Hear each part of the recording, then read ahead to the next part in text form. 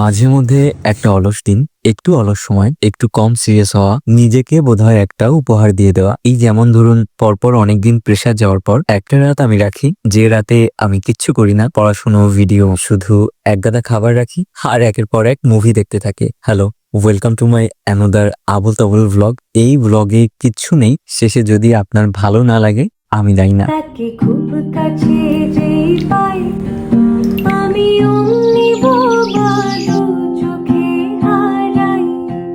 তাকে দাও খুঁজে দাও বন্ধু আমার গান। Good morning.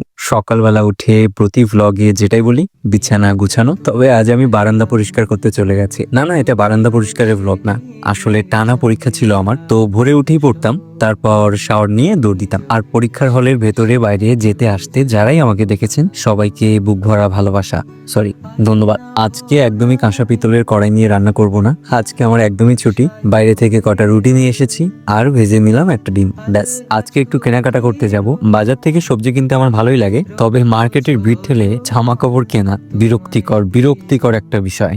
নর্মালি আমার A to Z আমি অনলাইন থেকে নিই, তবে বাবা মা বা অন্যান্য মানুষ, ভাই বোনদের জন্য নেওয়ার দরকার হলে আমার মার্কেটেই যেতে হয়। শাওয়ার নিয়ে খাওয়া দাওয়া শেষ করে একটু পড়তে বসলাম। ঠিক করেছি একদম দুপুরবেলা মার্কেটে যাব, যাতে একটু ভিড় কম হয়। সন্ধ্যায় তো একদমই না, দুপুরেই গিয়েছিলাম, তারপরও এত ভিড়। ভাগ্যিস আমার জামা কাপড় মার্কেটের গুলো পছন্দ হয় না অনলাইনের তাছাড়া। সেখান থেকে ফিরে গিয়েছিলাম দুপুরে খাওয়া দাওয়া করতে। 90% টাইম আমার প্ল্যাটারই খাওয়া হয়, কেননা পিৎজা বার্গার খেলে বাসায় এসে রান্না করতে হয়। তবে এর চেয়ে বেশি সুখ আছে এখানে। ইয়েস, আমি গ্রামে গিয়েছিলাম আর আমি ভ্লগ করি। বারবার এই একই গ্রামে কিসের ভ্লগ বলো তো? সত্যি বলতে এবার গ্রামে যেয়ে আমার একদমই ভিডিও করার ইচ্ছে ছিল না, কিন্তু যখন এই খাবার দেখলাম তখন আর থেমে থাকা সম্ভব হলো না। সত্যি কথা বলতে আপনাদের লোভ না দেখাতে পারলে আমার ভালো লাগে না। এই যে আমি খাবার দেখাবো, আপনারা কমেন্ট বক্সে হাউতাশ করবেন, শান্তি।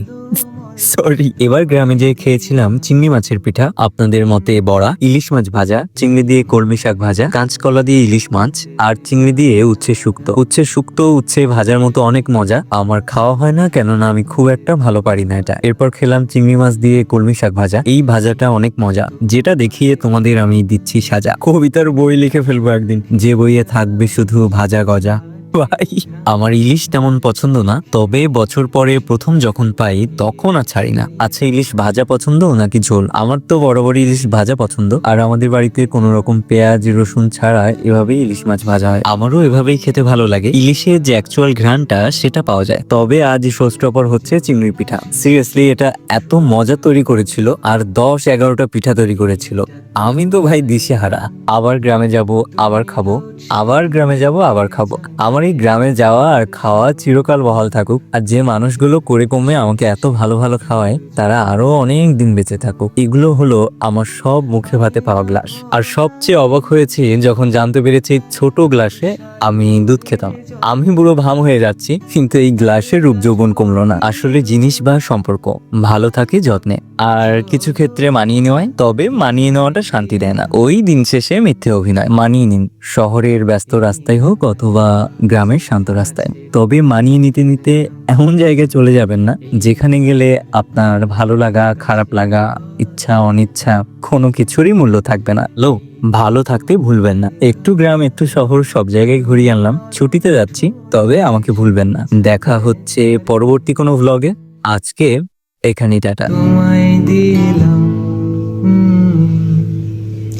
এই খাতার ভাজে গাছের পাতার নাম, এই খাতার ভাজে গাছের পাতার নাম।